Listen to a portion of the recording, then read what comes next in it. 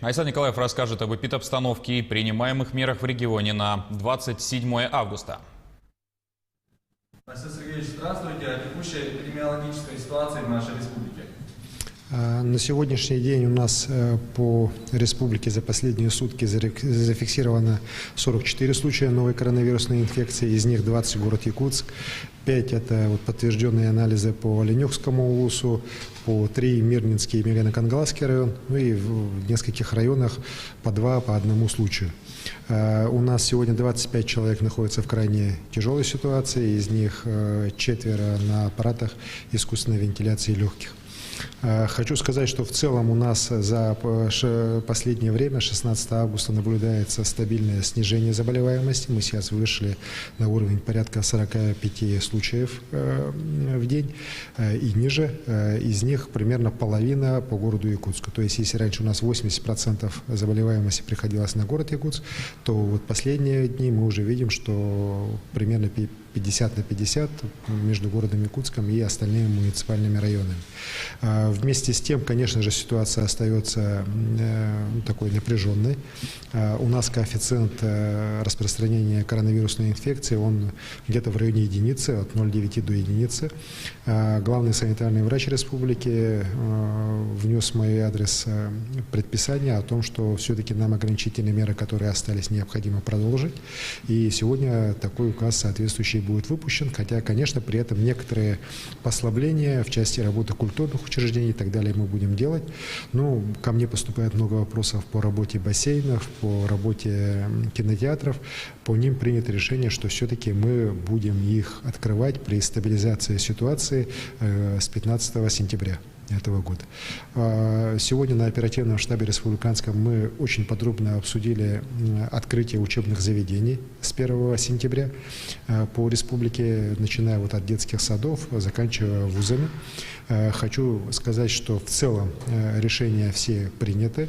У нас учебный процесс начинается в очной форме в целом по всей республике. Вместе с тем, конечно же, по каждой группе заведений будут приняты отдельные решения. По детским садам там все понятно. С 1 сентября они все начинают работать в очном режиме с соблюдением определенных новых требований, которые уже доведены до всех детских садов. И я думаю, что здесь никаких вопросов не возникает.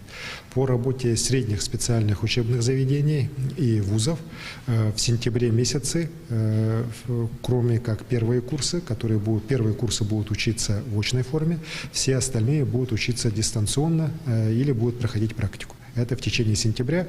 И если ситуация будет позволять, то с 1 октября они уже перейдут на обычный режим работы. Больше всего вопросов было по школам. Принято решение, что школы в населенных пунктах до 5000 человек будут работать в обычном режиме, без никаких нововведений.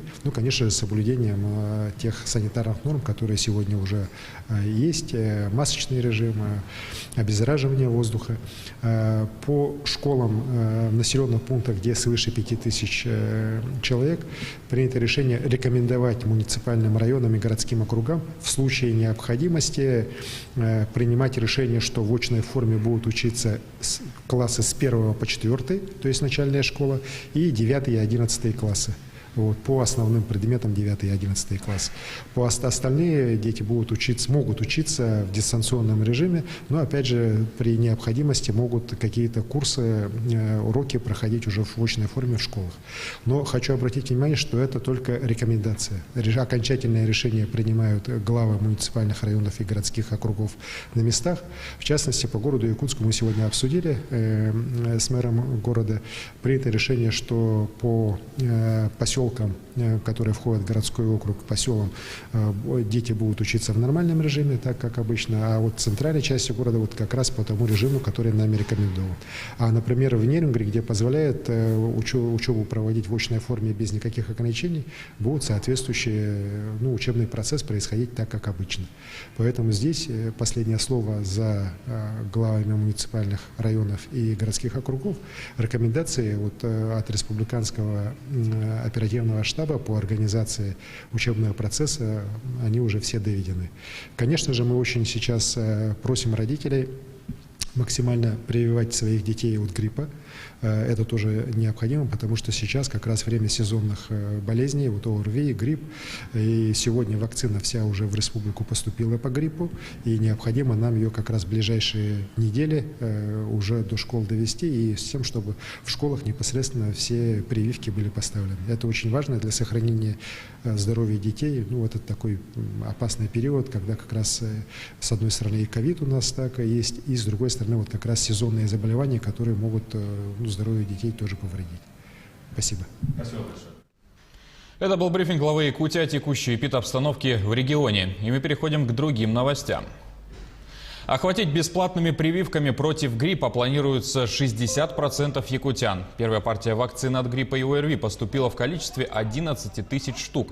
Остальное поступит в ближайшее время. Первый этап начался на прошлой неделе. Вакцину получили медработники и дети в определенных группах. Завершиться прививочная кампания должна до 15